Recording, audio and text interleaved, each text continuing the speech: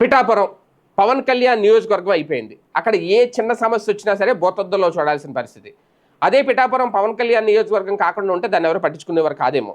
అయితే ఇప్పుడు తాజాగా కొద్ది రోజులుగా ఏదో ఒక వివాదం అయితే అక్కడ నడుస్తోంది. పైగా ఆధిపత్య పోరు కూడా కొనసాగుతోంది. పిఠాపురం టీడీపీ ఇన్ఛార్జిగా ఉన్న మాజీ ఎమ్మెల్యే ఎస్విఎస్ఎన్ వర్మ ఒకవైపు, జనసేన నాయకులు మరోవైపు నిల్చొని అక్కడ రాజకీయాన్ని వేడెక్కించేస్తున్నారు. ఈ నేపథ్యం చూసినప్పుడు ప్రతి చిన్న సంఘటనకు కూడా ఒక రాజకీయ రంగు అయితే ఖచ్చితంగా అద్దుతారు, నో డౌట్. అయితే ఇక్కడ ప్రధానంగా మొన్న ఆ మల్లం వద్ద దళితులపై సామాజిక బహిష్కరణ జరిగింది.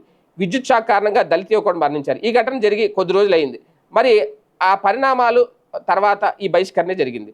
ఈ నెల 16న ఒక సామాజిక వర్గానికి చెందిన కుటుంబానికి చెందిన ఇంట్లో ఎలక్ట్రికల్ పని చేస్తుండగా దళిత యువకుడు విద్యుద్ఘాతంతో మరణించాడు. చివరికి ఇది 2 గ్రామాల మధ్య ఒక ఉద్రిక్త వాతావరణం అయితే చోటు చేసుకుంది. ఓకే, తర్వాత కలెక్టర్ అక్కడికి వెళ్ళారు, ఎస్పీ అక్కడికి వెళ్ళారు, ఒక శాంతి కమిటీ ఏర్పాటు చేశారు, దీన్ని అయితే పరిష్కరించారు అనే చర్చ అయితే సాగుతుంది. అయితే దీని మీద తాజాగా జనసేన కాకినాడ జిల్లా అధ్యక్షుడు తుమ్మల రామస్వామి కీలక వ్యాఖ్యలు చేశారు. కొంతమంది అజ్ఞాత దుష్ట శక్తుల వల్లే పిఠాపురంలో ఇలాంటి పరిస్థితులు వస్తున్నాయి అంటూ ఆయన ఆరోపించడం, ఆ దుష్టశక్తి ఎవరో రానున్న రోజుల్లో బయటపడతాము అని చెప్పారట. ఎవరు ఆ దుష్టశక్తి? పిఠాపురంలో రాజకీయ దుష్టశక్తి ఎవరు అంటే ఆయన ఎవరిని ఉద్దేశించి మాట్లాడారు? జనసేన నాయకుడు. ఇప్పుడు ఇదే చర్చ. పోనీ పేరు బయట పెట్టేస్తే అయిపోద్ది. పేరు బయట పెట్టట్లేదు.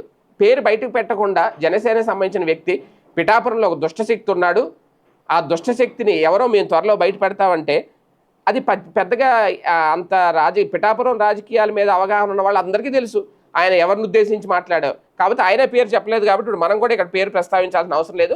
కాకపోతే ఈ రాజకీయాలు ఇటు పవన్ కళ్యాణ్ గారికి ఇబ్బందులు తెచ్చిపెడతాయి, భవిష్యత్తులో బాబు గారికి కూడా ఇబ్బందులు తప్పు.